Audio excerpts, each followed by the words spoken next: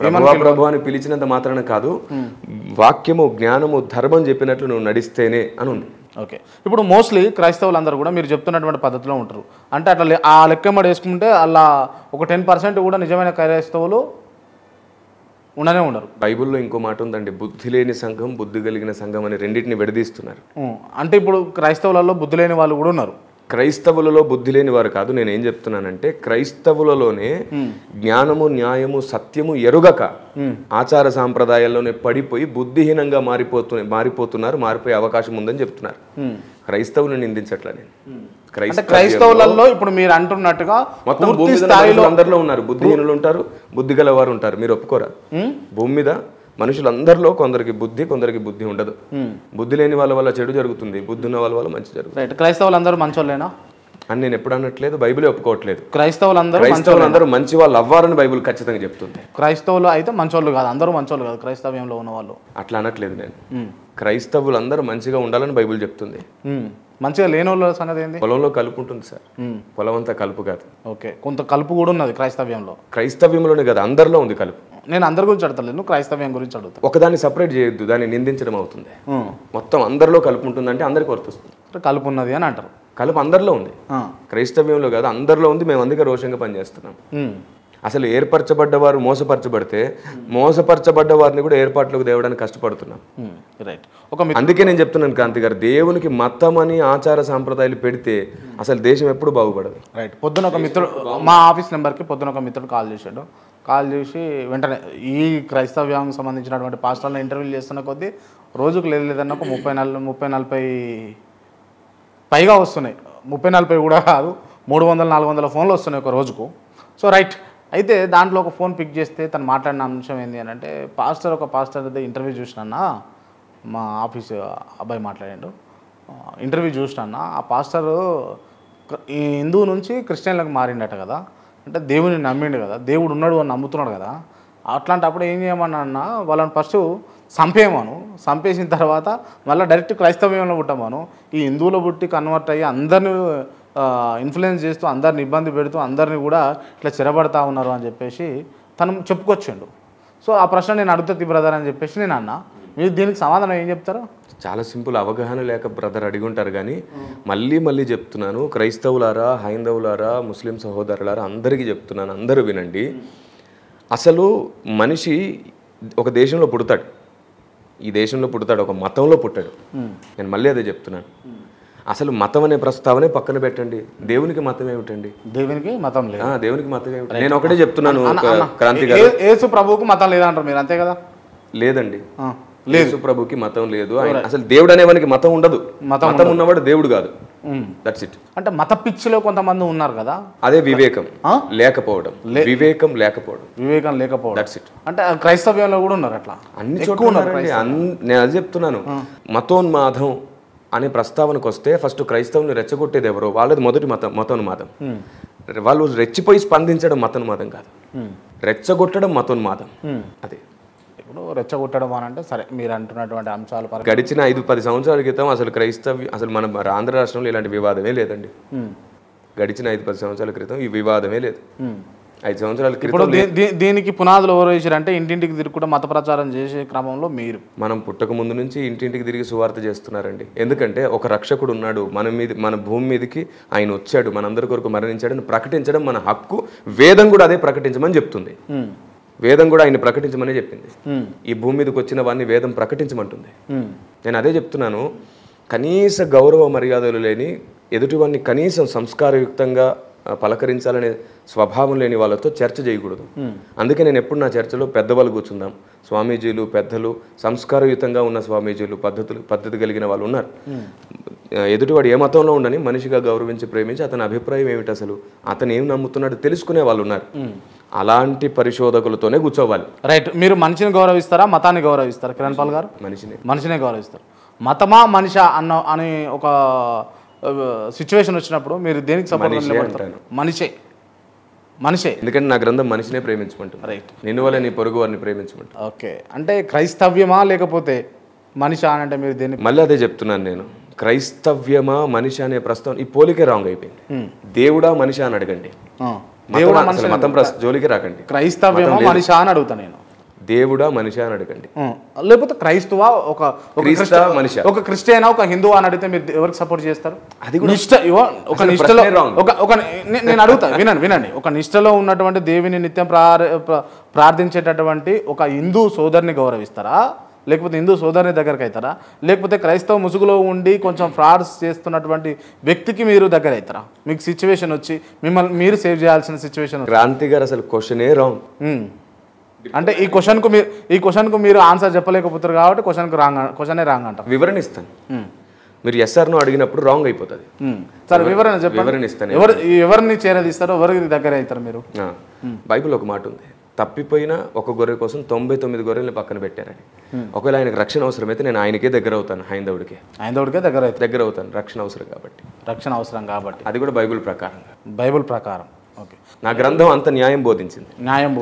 Okay, Bible అంతా కూడా Bible బుక్ను, అంటే బైబిల్ని బొగడా బుక్కనని రాధా మనోహర్ దాస్ మహానుభావుడు. వివేకం లేకపోతే ఇంకేం చేస్తాం? పెద్ద ఆయనకు ఉండాలి అసలు వివేకవంతుడు. ఆయనలో చాలా రోషం, భక్తి ఉండొచ్చు, సరిగ్గా ఆలోచించట్లే. అసలు అంత వయసు పెరిగినాక అలా తొందరపడనే కూడదు. ఆ తొందరపడే వ్యక్తికి అనుభవం ఉన్నట్టే కాదు. బైబిల్ బూతు పుస్తకం కాదంటారు మీరు? కాదు, ఖచ్చితంగా కాదు, ఎట్టి పరిస్థితుల్లో. ఎందుకంటే ఈ బైబిల్ ద్వారా ఇప్పటి వరకు దొంగలు, వ్యభిచారులు, నరహంతకులు, శాడిస్టులు, మంత్రగాళ్ళు మారారు. మార్చింది మతాన్ని కాదు, బైబిల్ మార్చింది. మార్కులను మార్చింది. స్టుబర్టుపురం సువార్తపురం అయింది, బైబిల్ మార్చింది. బైబిల్ వల్లనే చాలా మంది మారారు. ఇందులో అంత బూతుంది అని అంటున్నారే, మరి ఇంత సంస్కారం నాకెలా వచ్చింది? ఇప్పుడు బైబిల్లో ఉన్నటువంటి బూతులు సంబంధించి నేను కొన్ని ప్రశ్నలు మిమ్మల్ని అడుగుతా, అవి అందులో ఉన్నాయా లేదా అన్నది మీరు చెప్పండి. రైట్, క్లియర్గా ఒక వ్యక్తి మరి ఎట్లా అంటే పరిభాషలో రాసిండు. సో అవే మిమ్మల్ని అడుగుతా. ఒకరి భార్యని వేరొకరి కౌగిట్లో చేర్చే పరిశుద్ధుడు యేసు అని చెప్పేసి చెప్తూ రెండవ సమూహమా ఏంటంటే సమూయేల్ 2 సమూయేల్ 12వ అధ్యాయం 8వ వచనం అనుకుంటా, ఐ థింక్. అది ఉందా అలా? చూడండి, దేవుడు ఒక నిర్ణయాన్ని తీసుకున్నప్పుడు, లేదంటే ఒక శిక్ష వేస్తున్నప్పుడు, లేదా ఒక కఠినమైన చర్యను ప్రస్తావిస్తున్నప్పుడు, ఆయన ఈ సృష్టిని చేసినవాడు, మానవాళ్ళని సృష్టించినవాడు. ఆయన ఏ చర్య చేసినా ఏదో ఒక న్యాయం లేకుండా చేయడు. అందుకే నేను అంటాను, ప్రశ్న కొన్నిసార్లు ఎందుకు వేయాల్సి వస్తుందంటే, దేవుణ్ణి అర్థం చేసుకోవడానికి కొందరు మనసు ఇష్టపడరు, కఠినం చేసుకుంటారు. అందుకే కొన్నిసార్లు ప్రశ్నే జవాబు అవుతుంటుంది. ఇలాంటి సందర్భాలే నేను పురాణాల్లో చూపిస్తే, ఇలాంటి సందర్భాల్లోనే పురాణాల్లో జరిగినట్లు చూపిస్తే ఏదో ఒక వివరణ ఇస్తారుగా, దాంట్లో ఏదో న్యాయం ఉందని చెప్తారుగా. సో దేవుడు తీసుకునే నిర్ణయం వెనకాల న్యాయం ఏమిటి అని అడగాలి. దాన్ని తప్పు అని బూతు అని మాట్లాడకూడదు.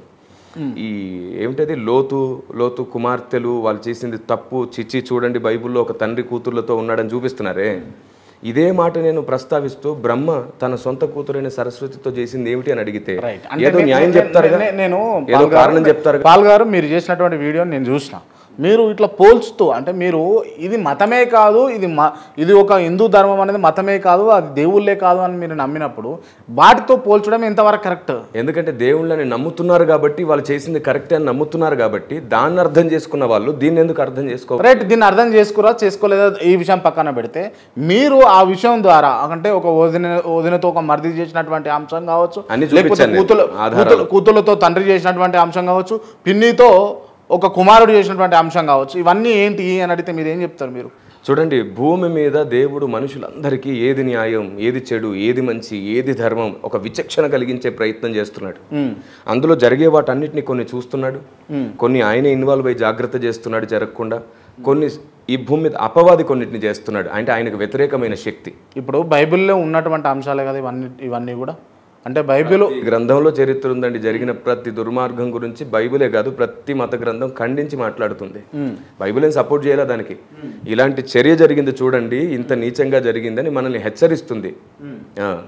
అక్కడ అతడు మత్తుడై పడిపోతాడండి. అసలు ఇంకో మాట అంటున్నారండి పెద్దవాళ్ళు, క్రైస్తవ వ్యతిరేకంగా వ్యంగ్యంగా మాట్లాడే కొందరు పెద్దవాళ్ళు ఉన్నారు, కొందరు సహోదరులు ఉన్నారు.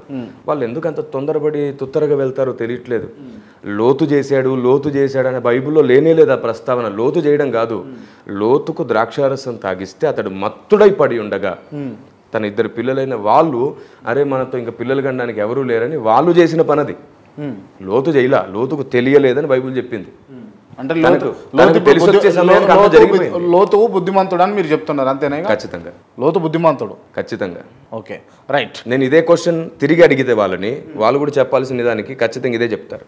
ఏమని చెప్తారు? నేను ఒక మాట అడుగుతాను, మీరు ఏం అడుగుతారు చెప్పండి, అడగండి. పరశురాముడు తండ్రి మాట విని తల్లి తలను ఛేదించాడు. తండ్రి చెప్పిన మాటకు లోబడ్డం ధర్మం కాబట్టి చేశాడు. మరి తల్లిని మాతృదేవో భవ అని పూజించే మన దేశం కదా, మరి అలా ఎలా తల నరికాడు అంటే ఒక ధర్మమైన కారణం చెప్తారు మీరు, ఒక న్యాయమైన కారణం. నాకు తెలుసు అసలు మీరేం చెప్తారంటే హైందవ సోదరులు అందరూ ఏం చెప్తారో నాకు తెలుసు, కానీ మేమేం చెప్తామో తెలియదు. అక్కడే సమస్య వచ్చి పడింది. మీ కారణాన్ని రెస్పెక్ట్ చేసేంత పెద్ద మనస్సు అంటే మెచ్యూరిటీ లెవెల్ మాకు ఉంది, కానీ మేము చెప్పే కారణాన్ని అంగీకరించలేని స్థానంలో ఉన్నారు. అంటే మీరు చెప్పినటువంటి అంశము లోతు ఎంత తాగి ఉంటే మతి స్థీమితం లేకుండా ఉంటాడు. ఒకవేళ అటువంటి సిచ్యువేషన్ జరిగి ఉంటే, ఒకవేళ గర్భం దాల్చాలని తన కుమార్తెలు అనుకొని ఉంటే, అదే కదా మత్తుడై పడున్నాడు. అంటే ఎంత మత్తుడు అవుతాడు? ఇప్పుడు ఎంత తాగినా కూడా కొంత స్పృహ అయితే ఉంటుంది కదా. మనకు తెలుసండి, తాగిన బాగా మత్తుడై ఉన్న వాళ్ళకి వావి వరుసలు లేకుండా ప్రవర్తించే వాళ్ళని చాలా మందిని చూసాం. అంటే అదే మరి వావి వరుసలు లేకుండా ప్రవర్తించిండు అని లేడండి. అసలు మత్తుడై ఉన్నాడు, స్పృహలో లేడు. బైబిల్ చెప్పిందే మాట్లాడదాం మనం, బైబిల్లో లేని మాట్లాడుకోవడం ఎందుకు? ఇంకొక అంశం ఏంది అని అంటే, వదినకు కడుపు చేసిన మరిది ఆది కాండం, దానికి నేను వివరణ ఇచ్చేసాను. ఈ రోజే అప్లోడ్ అయింది, ఈరోజు 9వ తారీఖు. తన ఇద్దరు కూతుర్లకు కడుపు చేసిన లోతు, ఇది మీరు చెప్పారు. కోడలి తామరకు కడుపు చేసినటువంటి మామ యూదా. అన్ని చెప్తున్నానండి, అన్నిటికీ నేను ఆల్రెడీ చెప్పేసాను ఆధారం. నేను అదే చెప్తున్నాను, మనుషులు చేసిన దానికి బైబుల్నో దేవుణ్ణో అనొద్దు. బైబుల్ దేవుడు చరిత్ర చెప్పించాడు, ఇలా చెయ్యొద్దని చెప్పాడు. క్లియర్గా ఉంది బైబుల్ ఆజ్ఞల్లో, చేయొద్దని ఉంటుంది. అంటే మళ్ళా ఇంకేంది, ఒకటే తండ్రి ఒక్కడే, అంటే తండ్రికి పుట్టినటువంటి ఒక కుమారుడు ఒక కూతుర్ని పెళ్లి చేసుకోవచ్చా? అంటే ఒకే కుటుంబం. మీరు అనేది కయ్యను గురించా? ఆదామవ్వలకు పుట్టిన సంతానం గురించి మాట్లాడుతున్నారు. మీరే చెప్పండి నాకు జవాబు. మీరు ప్రశ్న వేశారు, మీరే జవాబు చెప్పండి. ఆదామవ్వలు ఇద్దరే ఉన్నారు, వాళ్ళకి పిల్లలు పుట్టారు. ఇప్పుడు వివాహం చేసుకుని సంతానాన్ని కనాలి. ఏంటి ధర్మం ఎలా జరుగుతుంది? ఎలాంటి ధర్మం జరుగుతుంది? మీరు ఎందుకు నమ్ముతారు అట్లా? మరి అంటే ఆదామవ్వలు సరే, అలా కాకుండా ఎలా జరిగిందో చెప్పండి. పోనీ హైందవ సాంప్రదాయం ప్రకారంగాను ఎలా జరిగిందో చెప్పండి. ఎందుకంటే ముస్లిం సమాజం కూడా ఇదే నమ్ముతుంది. హైందవ సమాజానికి అడగండి, మొదటి మనిషి ఎలా పుట్టాడు? మొదటి సంతానం ఎలా కలిగింది? ఒకటేసారి దేవుడు 100 మంది పుట్టించేసాడా? లేదా ఫస్ట్ ఒక తల్లి నుంచి అందరం వచ్చామా? దీనికి జవాబు చెప్పమనండి. సమస్యే ఉండదు, వివాదమే ఉండదు. ఒకవేళ వీటన్నిటికీ క్రాంతి గారు ఒక్కటే చెప్తాను, అర్థం చేసుకోవాలనే మనసుంటే వివాదాలే ఉండదు. అపార్థం చేసుకోవాలంటే తల్లి మాట కూడా మనకు అపార్థం అయిపోతుంది. అపార్థం చేయాలనుకుంటే, అర్థం చేసుకోవాలనే మనసుంటే శత్రువు మాట కూడా మనకు అర్థమైంది. ఓకే, ఇప్పుడు యేసుక్రీస్తు ఏ విధంగా ఏర్పడ్డాడు అని అంటే మీరు ఏం చెప్తారన్నా? అంటే ఎలా పుట్టిండు, ఎట్లా పుట్టిండు? కన్యక గర్భవతి కుమారుని కన్నాడు. మనం మాట్లాడేసి కన్యక గర్భవతి అంటే ఒక కన్య గర్భం ఎట్లా దాల్స్తానా? నేను మొదట అడిగిన ప్రశ్న. నేను మీకు అదే చెప్పాను, దేవునికి అసాధ్యమైంది ఏదీ లేదు. నేను చెప్తాను, ఇటువంటి వాక్యాలను అన్ని కూడా అనుసంధానం చేసుకొని కొంతమంది పాస్టర్లు అరటి పండ్లు తినబెడితే వాళ్ళకు అదంతా కూడా వాళ్ళ సొంత అవివేకం, అది వాళ్ళ సొంత ఆలోచన విధానం. అది అలాగని వాళ్ళని తృణీకరించొద్దు. వాళ్ళ భక్తి వేరు, వాళ్ళు ఏం ప్రార్థన చేయట్లేదో, భక్తిలో ఉండట్లేదో, నీతిగా ఉండట్లేదో అని కాదు. మనుషులలో చూడండి ఏవో కొన్ని పొరపాట్లు ఉంటాయి. పొరపాటును బట్టి మనిషే పొరపాటు అనొద్దు. నేను ఒక నినాదాన్ని లేవనెత్తాను, ఏమిటంటే మనిషిలో పొరపాటు ఉండొచ్చు, మనిషే పొరపాటు కాదు. అలా చూడాల్సి వస్తే మనం చాలా మందిని పొరపాటు అని చూడాలి. అదే మతం మత్తులో గాంధీజీ గారినే హతమార్చినటువంటి వాళ్ళు మాట్లాడకూడదు వీటన్నిటిని గురించి. నేను వాళ్ళ గురించి చెప్తున్నాను. మహాత్మా గాంధీ అని చెప్పి గౌరవించే ఆయన్ని, ఆ ఉద్యమానికి ఒక ఊపిరి పోసిన ఆయన్ని అనేకుల్ని వెంటబెట్టి, ఆయన ఒకటే కాదు చాలా మంది చేస్తే ఉద్యమం దేశం గౌరవించే మహాత్మా.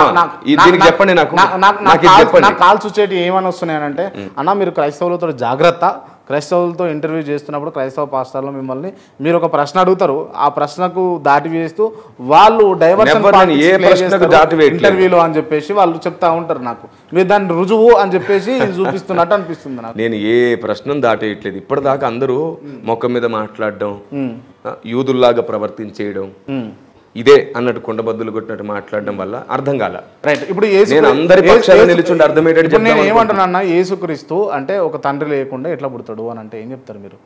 నాకు మీరే చెప్పండి, కర్ణుడు ఎలా పుట్టాడు? మళ్ళీ కర్ణుడు మీరు దేవుడే కాదు, కర్ణుడు పురాణం వద్దు, అదంతా అవసరమే లేదని మీరు నమ్ముతారు కదా. ఇప్పుడు ఇది మీ ప్రశ్న కాదు, సమాజం ప్రశ్నని మీరు అడుగుతున్నారు. మీ పని ఏమిటంటే సమాజానికి మాకు వారధిగా ఉన్నారు, దట్స్ ఇట్. అవును, అందుకే ఈ వారధి నుండి ఆ ప్రశ్న పంపిస్తున్నాను. అందరూ ఆలోచించాలి కదా. దేవునికి అసాధ్యమైంది ఏది లేదు. ఆయన కన్య గర్భంలో పుట్టాలని నిర్ణయించబడింది. అందుకే మనం సహస్రనామావళిలో కన్యసుతాయ నమః అనే ప్రస్తావన చేశారు. మొత్తం అన్ని దేశ గ్రంథాలు. మీరు ఏమంటారు? సరే, మీరు అంటుంది నిజమే అని ఒక నిమిషం అనుకుంటే, మరి ఇదంతా కూడా మీరు నిజమే అని నమ్మి ఇళ్ళని మొక్కగలుగుతారా ఈ హిందూ మతానికి సంబంధించినటువంటి దేవుళ్ళను? నేను మీకు అదే చెప్తున్నాను క్రాంతి గారు, మీరు అన్ని కలిపి మాట్లాడుతున్నారు. అంటే మీరు మిమ్మల్ని అలాంటి ప్రశ్నలు మీ ముందుకు వచ్చినాయి లేండి. నేను అదే చెప్తున్నాను, సత్యం ఏదైతే ఉందో ప్రపంచం అంతటా ఉందండి. సత్యం ఏదైతే ఉందో అంతటా ఉంది. ఈ సత్యం చుట్టూ కొన్ని కల్పించబడుతూ ప్రస్తావించబడ్డాయి. నేను సత్యాన్ని నమ్మాలనుకుంటున్నాను, దేవుణ్ణి గుర్తుపట్టే గుర్తుల్ని నమ్మాలనుకుంటున్నాను. మీరు ఇంతసేపు దేవుడు అంటే తిను అని చెప్పేటటువంటి సందర్భంలో ప్రతి అంశంలోనూ ఇతర మతాలైనటువంటి హిందూ మతం గురించి కావచ్చు, ఇంకో మతం గురించి కూడా కావచ్చు ప్రస్తావిస్తూ దాంట్లో ఉన్నటువంటి పురాణాలను ఎగ్జాంపుల్గా తీసుకొని చెప్తా ఉన్నారు. కంపారిజన్ చేస్తున్నాను ఎందుకంటే అందరికి అర్థం కావాలి. అందరికి అర్థం కావాలన్నా మీరు కూడా జరుగుతుంది అని చెప్పేసి చెప్తున్నారా? లేదు, మీరు ప్రసాదం తినమన్నారా? నేనేమన్నాను? మీరు యేసుప్రభు బొమ్మ ముందు పెట్టినా, యేసుప్రభు శిలువ ముందు పెట్టినా నేను తినను. ఎందుకంటే నేను నిష్టలో ఉన్నాను. ఒక రూపం ముందు పెట్టినది బలిగా అర్పించింది కాదు. మీ ఇంటికి పిలిచి మీరు ఏది ప్రేమగా పెట్టినా నేను తింటాను. కానీ ఒక రూపం ముందు పెట్టింది కదా, అది యేసుప్రభు బొమ్మ ముందు, యేసుప్రభు శిలువ ముందు పెట్టినా నేను ముట్టను. ఇది మెదక్ చర్చికి వెళ్ళే వాళ్ళకు కూడా, శిలువ ముందు కొబ్బరికాయ కొట్టే వాళ్ళకు కూడా వర్తిస్తుంది. అది రాంగ్ అని అంతే. సరే, మొత్తానికి మీరు సమాధానం చెప్పలేదు పూర్తిగా నాకు. యేసుక్రీస్తు తండ్రి లేకుండా ఎట్లా పుట్టిండు? నేను అదే చెప్తున్నాను కదండి. బైబిల్ గ్రంథంలో ఏముంది? తండ్రి లేకుండా సాధ్యమా అంటే పుట్టకలు సాధ్యం? మనుషులకు సాధ్యం కాదు, ఆయన దేవుడు కాబట్టి సాధ్యం. దేవుడు కాబట్టి దేవుడికి సాధ్యమైంది అంటారు. సరే, మరియమ్మ దేవతనా లేకపోతే యేసుక్రీస్తు దేవుడా? మీరు ఆల్రెడీ ఇవి అడిగారు, మళ్ళీ చెప్తున్నాను. మానవుడిగా ఈ భూమి మీద ఆయన అవతరించాల్సి వచ్చినప్పుడు మానవులలో ఒకరిని ఎంపిక చేసుకోవాలి కదా. మరియని ఎంపిక చేసుకున్నాడు. మరియ దేవత కాదు? దేవత కాదు. దేవత అని పూజించేటోళ్ళకి ఏం చెప్తారు మీరు? మరి అదే చెప్తున్నాను. ఇప్పుడు ప్రవక్తగా ఒక ఆయన పిలువబడ్డప్పుడు ఆయన వాక్యాన్ని ప్రవచిస్తాడు. ఆవిడ వాక్యమైనవని కనింది. ప్రవక్తలతో సమానంగా గౌరవించాలనుకుంటే గౌరవించండి, కానీ దేవునితో పక్కన కూర్చునబెట్టి పూజించొద్దు. అది చాలా పెద్ద తప్పు బైబిల్ ప్రకారంగా. ఓకే, అంటే దేవుడికే జన్మనిచ్చింది అని అంటే ఆమె దేవతనే అయి ఉండాలి అని చెప్పేసి పూజించడం తప్పేమో? మనిషి అభిప్రాయం, అది మనిషి అభిప్రాయం. ఇప్పుడు తల్లిని మించిన దైవం ఉన్నదా అనే క్వశ్చన్ ఉంది ఒకటి. నిజానికి తల్లిని చేసింది దేవుడు, మించిన వాడే ఆయన. అసలు తల్లిలో తండ్రిలో అంత మమకారాన్ని పెట్టిందే దేవుడు. తల్లి ప్రేమ తండ్రి ప్రేమ మనం ముందు పెట్టిందే దేవుడు. అది చూస్తే మనకు దేవుడు గుర్తుకు రావాలని మనం మొత్తం కల్పించుకొని అసలైన దాన్ని గుర్తించడం మానేసాం. అంటే ఇప్పుడు మీరు చెప్పినటువంటి అంశంలో సిలువకు పూజ చేయొచ్చా, ప్రేయర్ చేయొచ్చా? నేను అదే చెప్తున్నాను, చేయకూడదు. మరియకు పూజ చేయకూడదు, చేయకూడదు. ప్రేయర్ కూడా చేయకూడదు. ఓకే.